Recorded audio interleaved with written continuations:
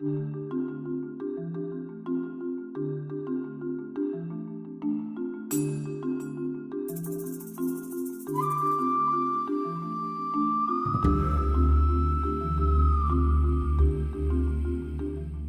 it feel like now more than ever, uncertainty feels more prevalent? And this uncertainty creates some fear, which leads us to frenetic activity and busyness and chaos. And when we're in chaos, we're so overwhelmed we can't make rational decisions, let alone optimal ones. Now, the good news about chaos is if it's a habit, it's a choice. And if we can choose chaos, we can also choose calm. The calm I'm going to talk about today is going to energize your performance in every area of your life.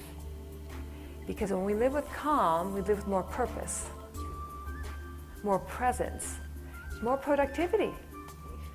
It's about taking care of yourself and focusing on what matters most first, that you can take care of everything else in a more calm and a less chaotic way. So just picture this. It's Monday morning.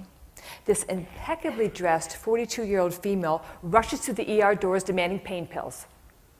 Of course, I had to say, well, what seems to be the problem? Oh, I got this jaw pain. I've been taking ibuprofen, but I need something stronger, and I'm in a hurry. Well, I had to say, well, ma'am, we'll have to give you a complete assessment before we can give you anything. Assessment?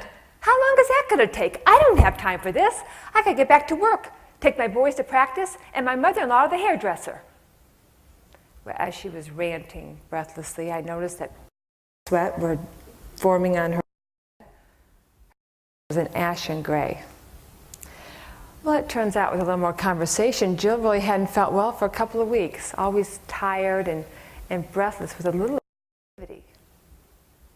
The whole time we're talking, she's checking her watch, staring at her cell phone and asking me, are we about done? Well, a couple more tests revealed that Jill was having a heart attack. She was scheduled for a cardiac catheterization that day. I went into her room to tell her. She was gone. I mean, left the building gone.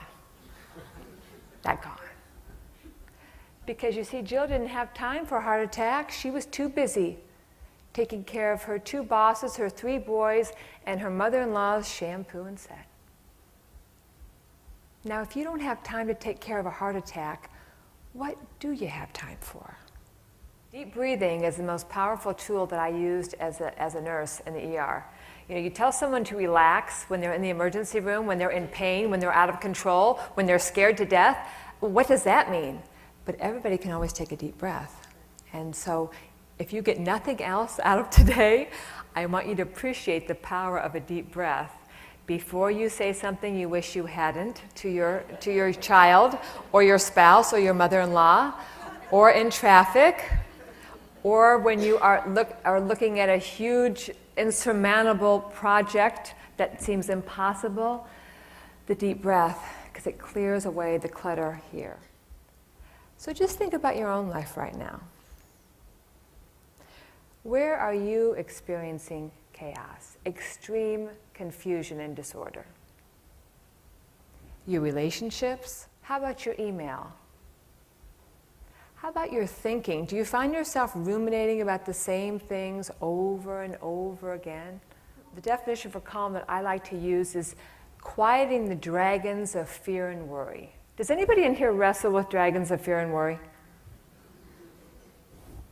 I got mine from my mother. Maybe some of you did too. But to go from chaos to calm requires one really critical ingredient, and that is intention.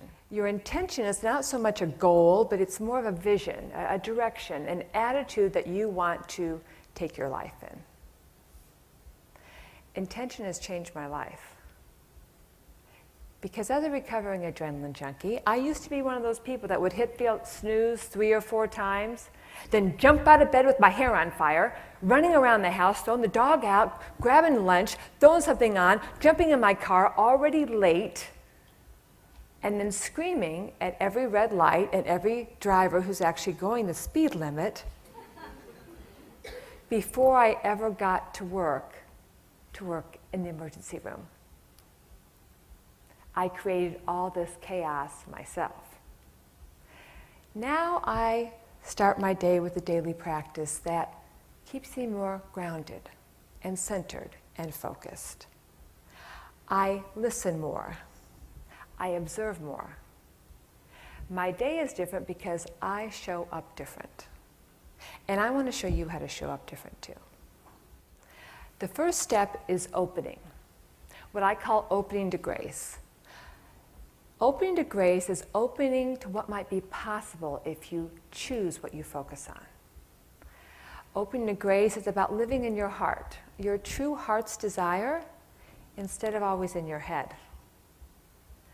Opening to grace is about being right here, right now, in the present, versus agonizing about the past or worrying about the future.